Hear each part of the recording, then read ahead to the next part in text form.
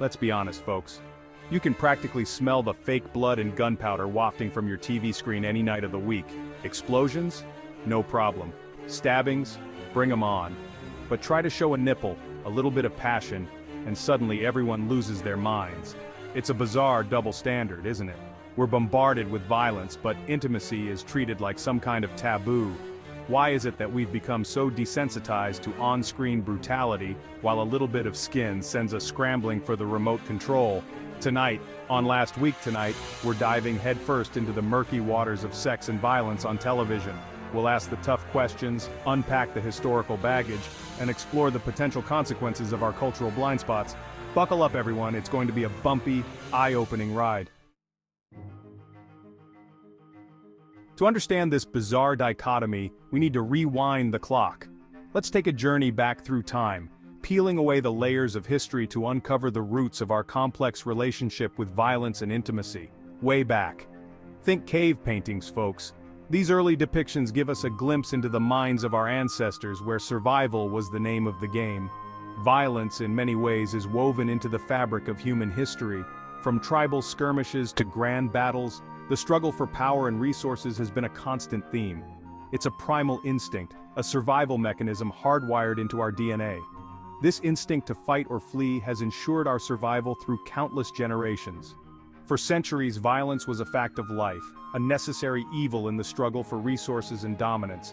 It was a tool for protection, for securing food, and for establishing social hierarchies. Sex, on the other hand, has always carried a different kind of weight. It's not just about survival, it's about connection, intimacy, and the continuation of our species. It's the force of creation, the spark of life itself. This act of creation is sacred, powerful, and deeply personal.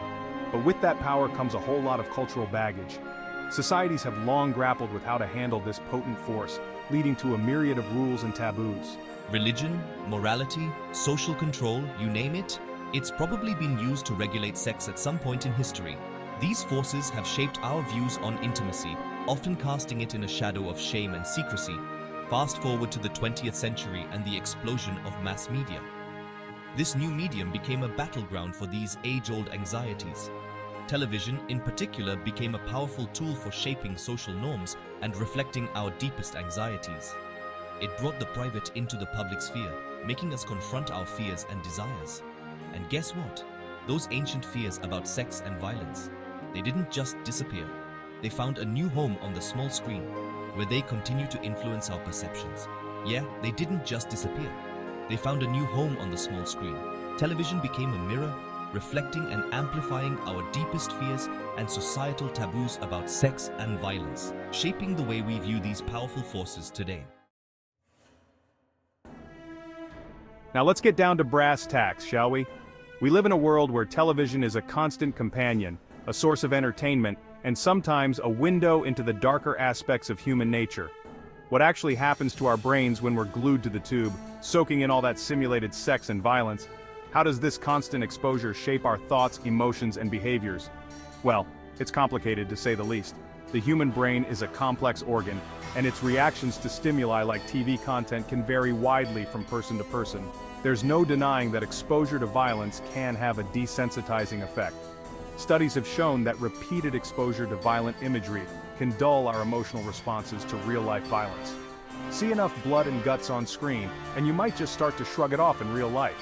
This desensitization can lead to a lack of empathy and a diminished capacity to respond to others' suffering. And for young, impressionable minds, the impact can be even more profound. Children are especially vulnerable to the effects of violent content because their brains are still developing. Well, let's just say it's not exactly the best recipe for a peaceful and empathetic society.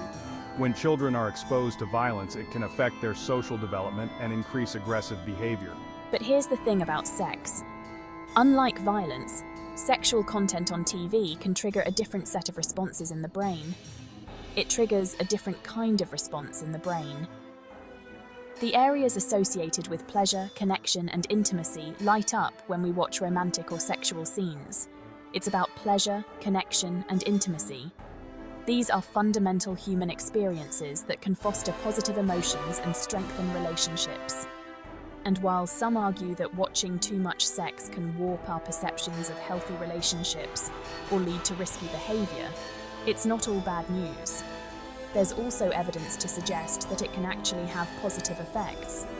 For instance, it can promote open dialogue about sex and relationships, which is crucial for healthy development.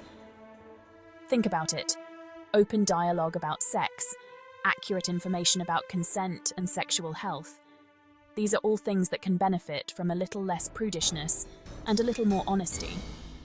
When we approach these topics with openness and education, we can foster a healthier, more informed society. All right, let's break down the arguments, shall we? This debate has been raging for decades, and it doesn't seem to be losing steam anytime soon. It's a topic that touches on our deepest values, our sense of morality, and our understanding of freedom. On one side of the ring, we've got the folks who believe that sex on TV needs to be tightly controlled. They see themselves as the guardians of public decency, the protectors of societal norms. They argue that it's a slippery slope from a little bit of nudity to full-blown anarchy in the streets. For them, it's not just about what we see on our screens, it's about the kind of society we want to live in. They worry about the children, the sanctity of marriage, and the potential for moral decay. They believe that exposing young minds to sexual content can lead to a breakdown in family values and societal cohesion. And they're not afraid to clutch their pearls and cry foul at the mere suggestion of a sex scene that goes beyond a chaste peck on the cheek. For them, it's a matter of drawing a line in the sand and saying, this far and no further. In the other corner, we've got the folks who are tired of the hypocrisy, the double standards, and the outright censorship. They see the current restrictions as outdated and out of touch with modern realities. They argue that sex is a natural part of life, and that pretending it doesn't exist does more harm than good. They believe that by hiding it away, we create a culture of shame and ignorance. They believe that honest, responsible depictions of sex can actually be educational and empowering. By showing sex in a realistic and respectful manner, we can help people understand their own bodies and relationships better. And they're not afraid to call out the blatant puritanism that seems to dictate what we can and cannot see on our screens. They argue that these restrictions are more about control than about protecting anyone. It's like, come on, why are we so afraid of showing something that's just a part of being human? We see violence, we see crime, but when it comes to sex, suddenly it's a big no-no. We need to have these conversations and stop acting like it's something shameful. By bringing it into the open, we can demystify it and make it a normal part of our media landscape. After all, isn't it better to have informed, educated viewers than to keep them in the dark?